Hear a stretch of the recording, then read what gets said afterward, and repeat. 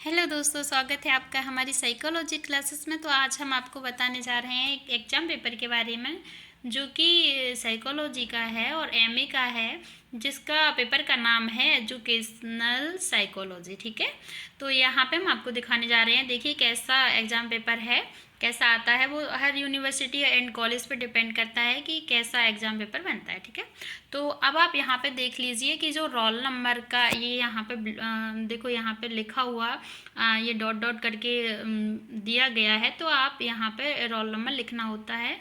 ठीक है, इसके बाद जो है एमए थर्ड सेमेस्टर, तो जो जो एग्ज़ाम पेपर है वो एमए थर्ड सेमेस्टर का है। ठीक है, तो इसमें जो एग्जामिनेशन है तो वो कब हुआ था, नवंबर एंड दिसंबर का है जी, तो 2017 का है। ठीक है, 2017 देखिए आप लिखी हुई है यहाँ पे।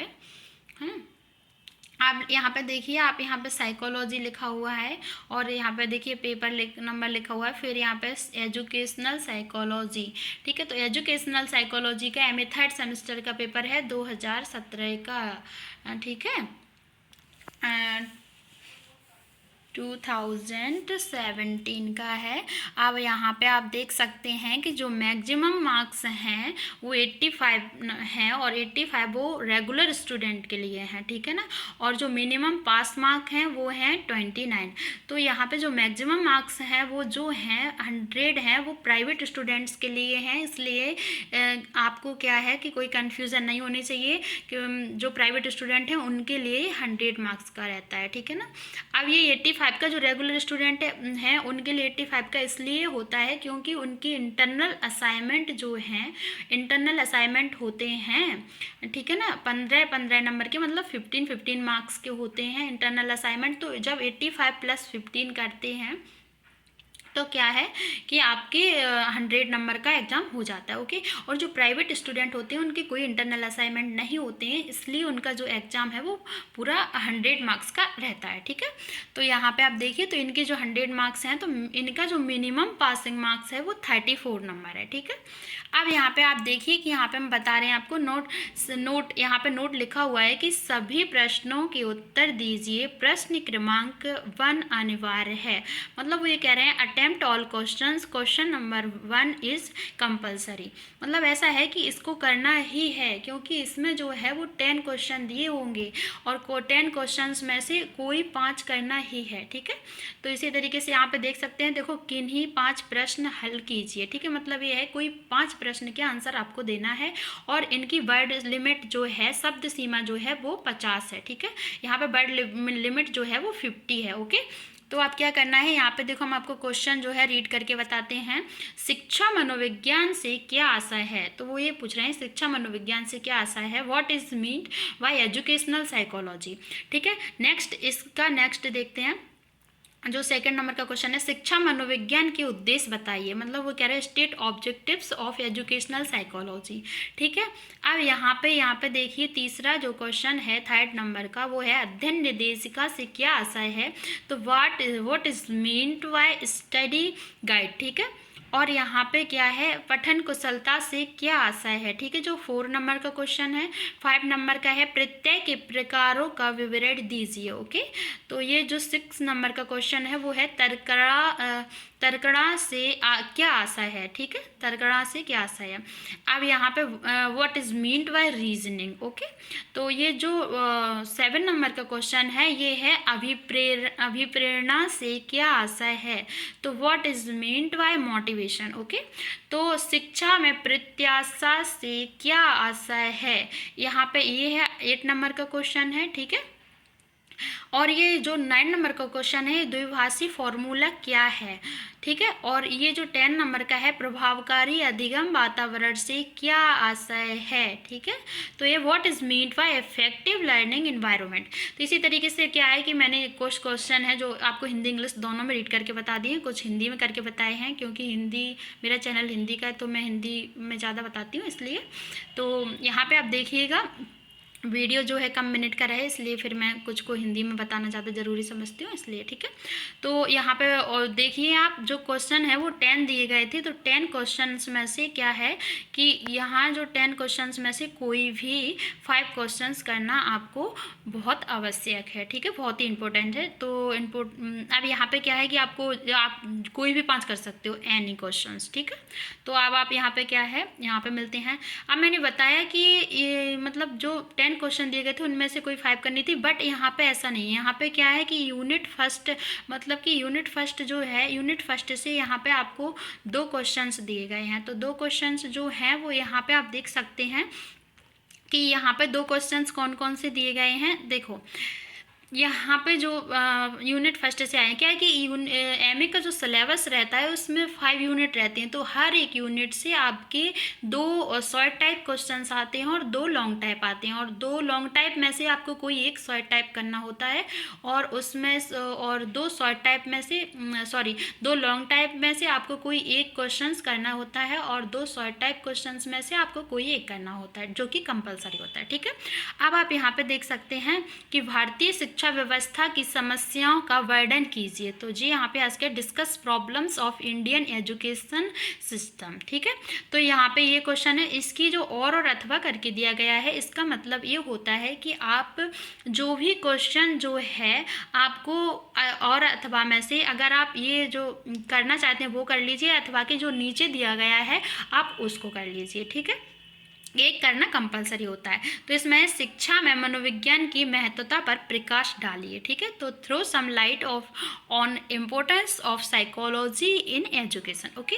अब आता है यूनिट 2, जो कि इकाई 2 है। यूनिट 2 से आपके 2 क्वेश्चंस पूछे गए हैं, देखिए कौन कौन से हैं, यहाँ पे बताती हूँ। पाठ्येतर गतिविधियां व्यक्तित्व विकास में सहायक हैं, स्पष्ट कीजिए, ठीक है ना। तो यहाँ पे ये जो है क्वेश्चंस, इसके अथवा में कौन सा दिया गया है ये आप देख सकते हैं।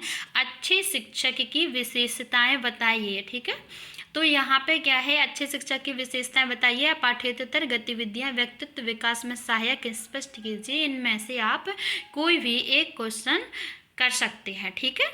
तो यहाँ पे क्या है, नेक्स्ट देखते हैं यूनिट 3 का, जो कि है क्वेश्चन नंबर 4, प्रत्यय निर्माण प्रक्रिया का वर्णन कीजिए। तो यहाँ पे ये कह रहे हैं discuss process of concept of formation, ठीक है।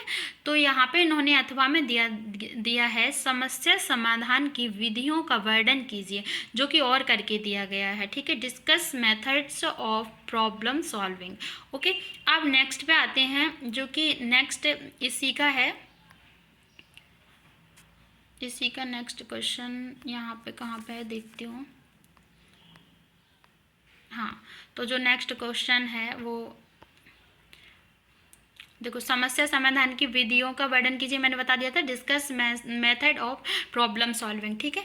तो यहाँ पे अब आप देख सकते हैं इसका जो यूनिट 4 है, यूनिट 4 में से आपके 2 क्वेश्चंस जो लॉन्ग टाइप हैं वो पूछे गए हैं, जो कि आपका क्वेश्चंस 12 नंबर का रहता है, 12 नंबर का, 12/14 ऐसे लिखे रहते हैं, क्योंकि जो 12 नंबर है वो रेगुलर स्टूडेंट के लिए 12 नंबर का होता है 12 नंबर का, और जो 14 मार्क्स का रहता है वो प्राइवेट स्टूडेंट के लिए रहता है, ठीक है। इसलिए कोई कन्फ्यूज़न नहीं होनी चाहिए, ठीक है। आप करना क्या है देखो मैं बताती हूँ।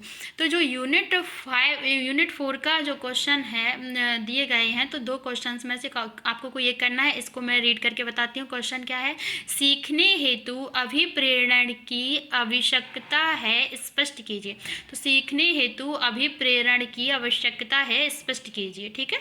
तो ये यहाँ पे कह रहे हैं motivation is necessary for learning clarify, ठीक है। अब आपको यहाँ अथवा में कौन सा लिखा दिख रहा है, उपलब्धि अभिप्रेरणा के मापन कैसे किया जा सकता है, समझाइए।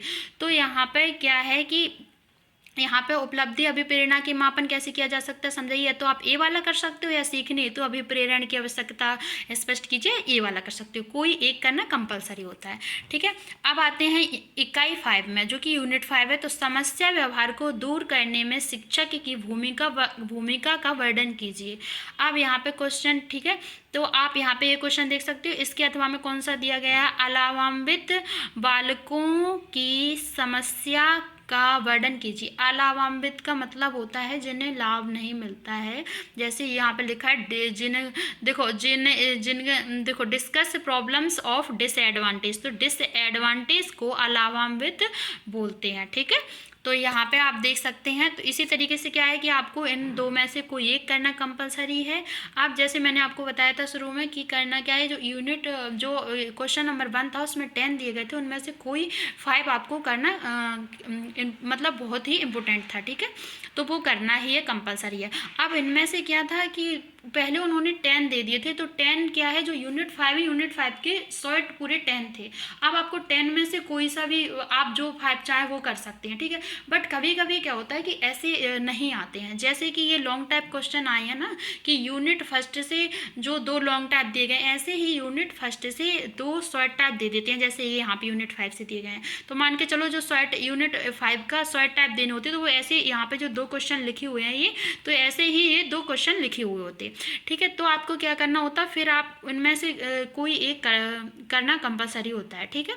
तो इसी तरीके से ये होता है, ऐसे ये लोग दे देते हैं। तो वहाँ पे क्या है, जो शॉर्ट टाइप क्वेश्चन था वो 5 नंबर का एक था, ठीक है। तो 5 नंबर के आपको 5 क्वेश्चंस करने थे जो कि कंपलसरी थे, और 5 × 5 = 25 हो जाता है, ठीक है। और जो ये रेगुलर स्टूडेंट के लिए था। अब प्राइवेट स्टूडेंट के लिए बता दें तो प्राइवेट स्टूडेंट के लिए 6 नंबर का एक क्वेश्चन था जो कि 5 करने थे, तो 6 × 5 = 30, तो उनके लिए 30 नंबर का हो जाता है, ठीक है। इसी तरीके से आप देख सकते हैं। आई होप आप सभी को समझ में आ गया होगा। अब मिलते हैं ऐसे ही आपसे एक नेक्स्ट वीडियो में, तब तक के लिए थैंक यू सो मच।